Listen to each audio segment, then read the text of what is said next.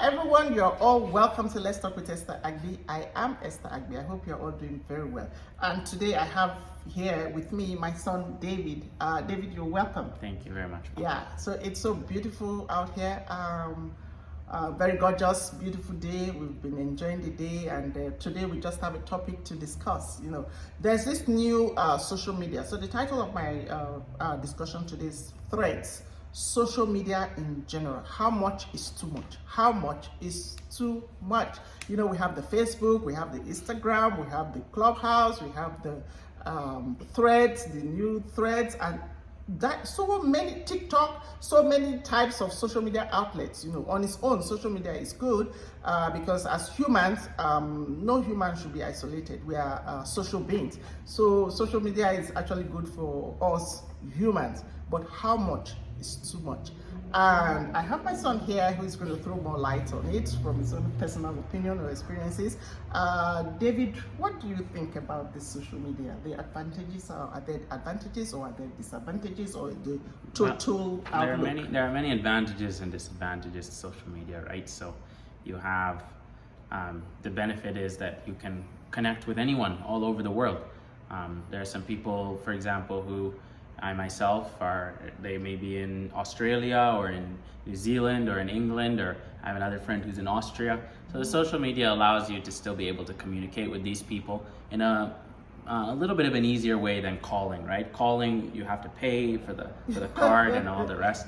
Social media, it's free, and you can see people's pictures and just general life updates as you kind of all grow up. So it's kind of like a diary, a photo diary of it. So I'd say it's a very big advantage.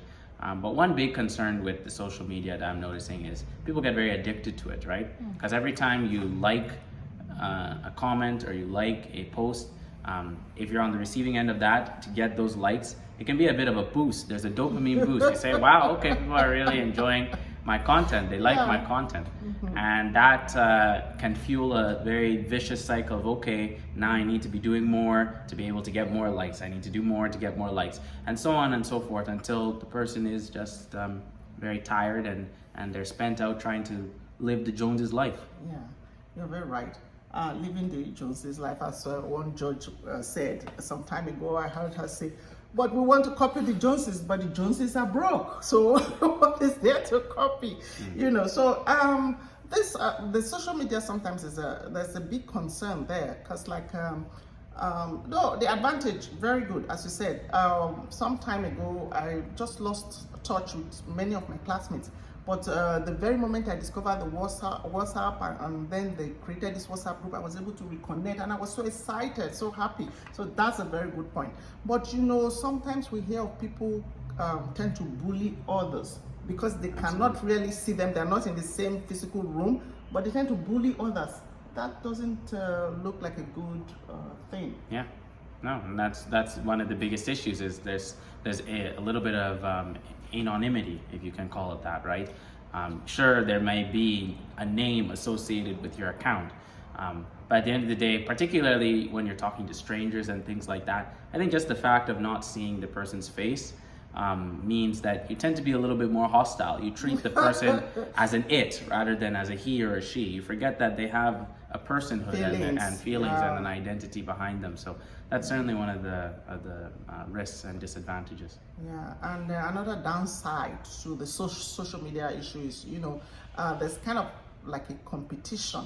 You know, some people say, oh, I have so many friends, I have so many likes, as once a friend once said. So I think he has about 5,000 friends, but when it's time for birthday or something like that, or when they make a post, very few people respond. So are they truly friends, or they're just friends, or by, oh, I just want to associate, I just want to identify? Yeah, there's that false sense of security, because you say, okay, you have 5,000 friends.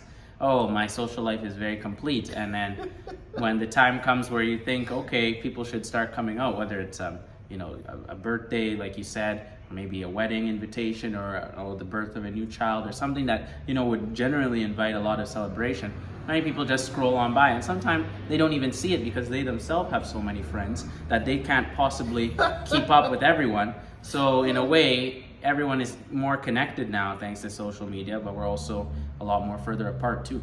Yeah, right? And even in the homes, you know, in North America, the homes are so big. even to communicate within the same home. You begin to test instead of shouting, "Come down here, come Exactly. here, come and have your lunch." Yeah. You just begin to test and do all kinds of things like that, Mm-hmm. and it can be so distracting because I used to wonder if you are an employer, are the workers actually committed to the work? Because people just put on their earphone and Yeah, you they're don't listening to some discussions and things like that, but you don't know if they're actually doing the work. Though people will say, oh, they're doing the work, but at the same time, they are listening to other discussions on social media. But is that really 100% commitment? It's very easy to get not necessarily distracted, but to multitask, right? And it's all in the same idea of, okay, I want to keep up with the news. The social media before, when you had to go to news, you sit down, either you read it from a newspaper Yeah. or you would at least, in more modern, relatively modern times, but not maybe today's age, you go and sit down in front of a news broadcaster, BBC, somebody like that, and they'd read the news. Now with the social media, anywhere, whether you're on the bus or something, it's always, okay, what's the next new thing? What's the newest thing? What's the newest thing? Either in somebody else's life or in global affairs or something like that. Yeah. So just that, and the ease of which it's just one hand movement and you're already onto a new thing, looking for the next new nut to find as a squirrel.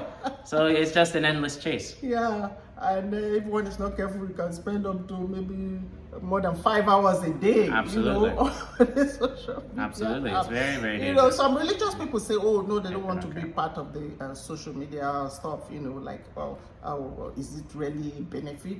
But I believe that it depends on what you do there with whatever social media you find yourself in. Like as the religious people will say, or the Christians, let me say specifically, they could evangelize through social media, and people who have goods and services, you can market your goods and services through the social media. And there are lots and lots of things that, like as we just said before, you reconnect with friends and things like that. But sometimes we just have to be very careful not to put all our details out there in the social media. And that's exactly it, right? It's like everything is a tool, right? So it's like a knife. A knife can be good to cut for food. It could also be bad to injure somebody, right? So just like with everything, there's a good and bad side to it, and social media is the same. There's some good and there's some bad. So it's just to know what the goods are, what you want to put out there that's positive. If you have, music that you'd like to put out there, or if you have, a blog post you want to put out there, or some kind of, Christian content, if that's what you want to post out there, you do that as well. So I wouldn't say that anything is totally 100% bad, but it's developing a healthy relationship with it that allows you to maximize the good from it and allows you to build a positive symbiotic relationship rather than a parasitic one. Okay, that's a very good one. And one good thing I like about the social media is that there's age restriction. That's true. Which should cut off a large proportion. But I know some people tell lies about their age. Right. So that's it. And even to the extent to tell you how, fierce this is. Even what about Zuckerberg and Elon? Yeah. How are they doing? Well, they're also fighting. The same story. Well, ever since Elon got into the social media business himself with Twitter, he's been battling Zuckerberg on just general world fight. And now recently with this whole Threads thing, now there's an argument of, okay, Threads is copying Twitter, and he called him kind of like a lizard or something like that, right? So it's a competitive sphere because a lot of people are using social media these days. It's just something that everybody has, and it's very rare you come across someone that has no Facebook, no Instagram, no nothing, because it's just it's generally a good thing. Yes. But it's just important to be aware of the drawbacks and manage your time and your relationship to it. For example, like the screen time thing I showed you the other day, that's an excellent tool that helps you to know how to manage your time on these kind of apps. Yes, that's all we have for today. So social media could be good, could be bad. So it's left for you to weigh the benefits and disadvantages and decide what you want to do with it. Yeah, so some other time we shall get back to you. God bless you. Shalom. Bye for now.